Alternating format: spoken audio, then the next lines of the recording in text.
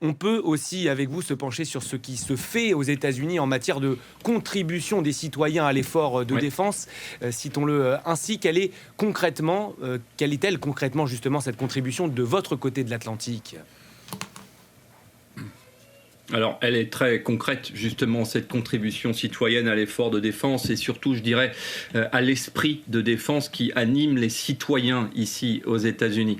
Mais je dirais que le modèle américain est assez unique dans les grandes démocraties et la structure même de l'organisation militaire américaine est directement connectée à l'histoire, évidemment, et à l'esprit de la Constitution des États-Unis. D'abord, pour comprendre cette organisation, il faut comprendre le deuxième amendement de la Constitution américaine. Quand on ne maîtrise que superficiellement l'esprit de la Constitution américaine, on pense que ce deuxième amendement n'est qu'un anachronisme qui autorise les citoyens à posséder des armes. En fait, pas seulement, j'ai même envie de dire pas du tout. En tout cas, pas seulement. Le deuxième amendement, c'est l'expression d'une certitude selon laquelle le peuple américain doit absolument demeurer le souverain.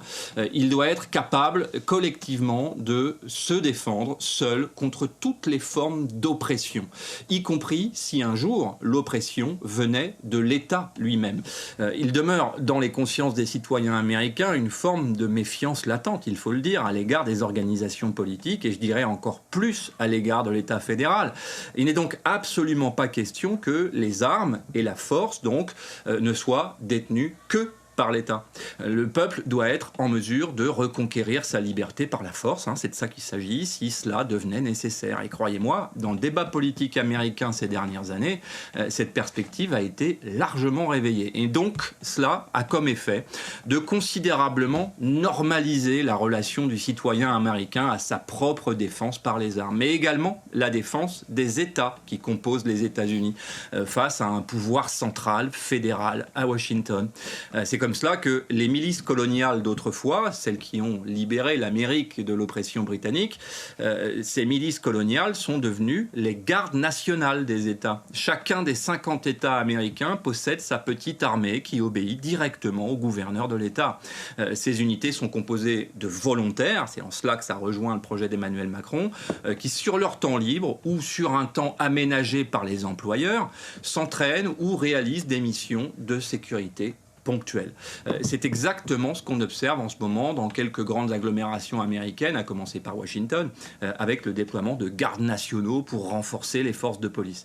Vous le savez, les États-Unis possèdent la plus puissante armée du monde et consacrent un budget de défense équivalent à la somme des 10 nations qui suivent l'Amérique dans le classement des grandes armées. Mais aujourd'hui, avec un total d'hommes disponibles avoisinant les 2 millions d'hommes, 750 000 sont des gardes nationaux, donc des volontaires ou des réservistes. Dans son histoire, à quelques très rares occasions, l'État fédéral a pu faire appel à une forme de conscription, mais jamais une mobilisation générale. On a vu cela au Vietnam notamment, mais pour les conflits les plus récents, comme l'Afghanistan et l'Irak, selon les années, la contribution de ces soldats non professionnels, c'est-à-dire gardes nationaux ou réservistes, a atteint entre 30 et 50% de l'effectif total déployé quand même. Ce qui signifie qu'un étudiant, par exemple, qui s'était engagé durant son cursus à suivre un parcours de réserviste, ne serait-ce que pour financer ses études, pouvait être envoyé en Irak ou en Afghanistan dans une unité de combat pendant 1 an. Le cimetière d'Arlington, tout près de l'endroit où je me trouve, est d'ailleurs plein de ces garçons et filles qui ont perdu la vie en opération. Des garçons et des filles qui avaient globalement votre âge aujourd'hui. Et puis, il y a à côté de l'armée professionnelle des gardes nationaux et des réservistes, une 4e grande unité en quelque sorte, formée par les vétérans. Ici, les vétérans bénéficient d'un statut tout à fait à part. Collectivement, ils détiennent une part de la conscience citoyenne, en quelque sorte, citoyenne et de défense du pays. Leur nombre avoisine quand même les 20 millions. Cela veut dire qu'ils pèsent politiquement et n'hésitent d'ailleurs absolument pas, via leurs organisations, à exercer ce qui est devenu une sorte de prérogative morale sur les choix stratégiques et budgétaires imposés par l'État fédéral en matière de défense et de sécurité. Sur ce rapport de la population aux armes, on l'a bien compris en vous entendant, rien à voir entre les États-Unis et la France. Peut-on néanmoins établir quelques parallèles entre les deux pays ? Alors oui et non, évidemment. Oui, parce que la France et les États-Unis ont en commun un patrimoine historique qui découle directement de la Révolution américaine. Cette tradition de soldats citoyens que vous évoquiez, elle est très ancrée ici. Elle domine encore aux États-Unis et est héritée de la vieille Europe en quelque sorte. L'époque où Lafayette venait sauver l'Amérique. La génération de vos parents s'en souvient, et plus encore la génération de vos grands-parents et arrière-grands-parents. Mais je dirais que la différence majeure qui oppose nos deux pays, c'est encore l'histoire.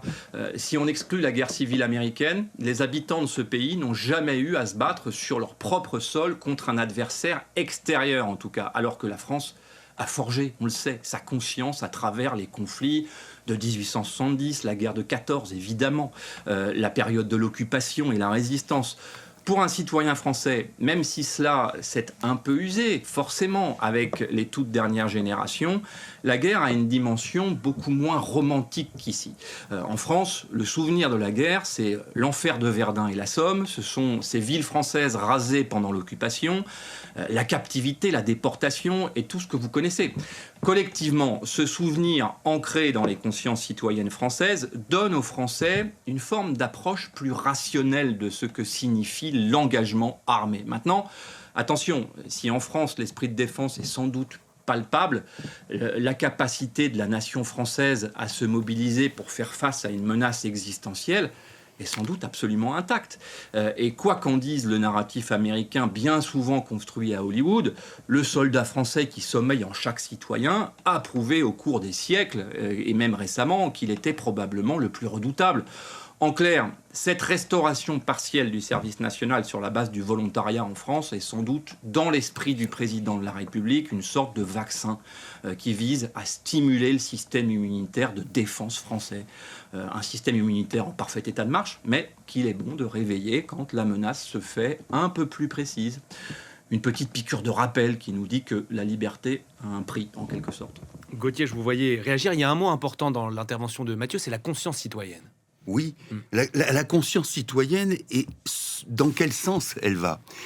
C'est peut-être là que j'aurais, une fois n'est pas coutume, un petit désaccord avec Mathieu, parce que il y a des situations, et Mathieu faisait allusion à la Première Guerre mondiale, où effectivement il y a un grand mouvement pacifiste, et qui, à l'instar de Jean Jaurès, le leader à la fois concret et spirituel d'une certaine gauche, au dernier moment se rallie au fond, à l'idée qu'il faut aller faire la guerre. Et la guerre, on l'a fait de manière d'autant plus absurde, c'est qu'il y a entre le ressenti des soldats et la réalité des motifs de cette guerre, quelque chose qui sépare. C'est-à-dire qu'on défend évidemment la nation française, là où cette guerre, au fond, a été déclenchée par des tractations d'arrière-plan, des envies, des désirs de pouvoir qui, au fond, n'ont pas grand-chose à voir avec la réalité. Mais là, dans ce que nous vivons aujourd'hui, dans ce qu'ont vécu nos aïeux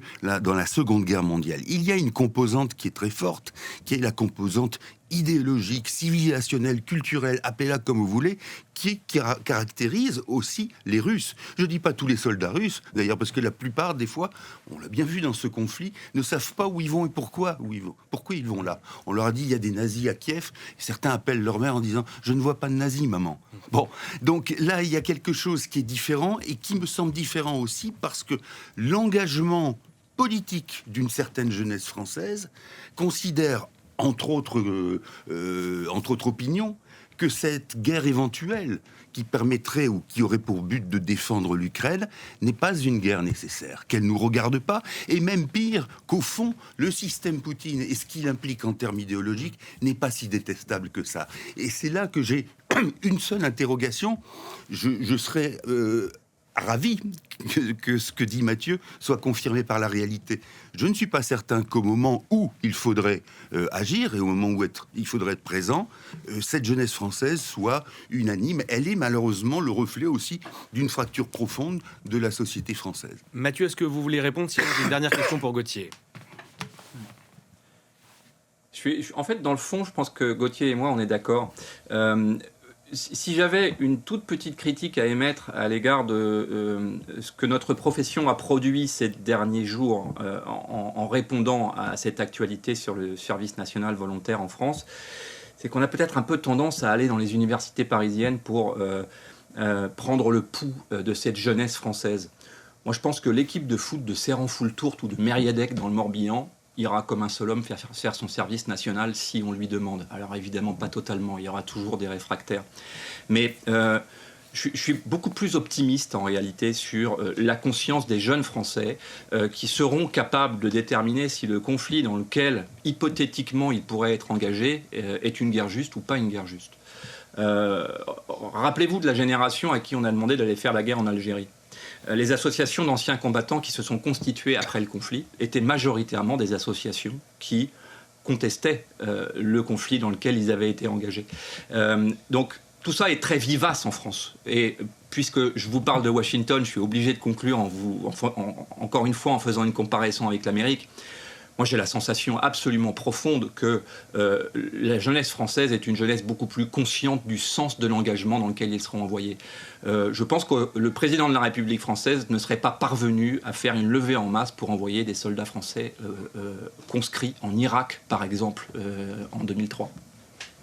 Gauthier, un dernier mot ?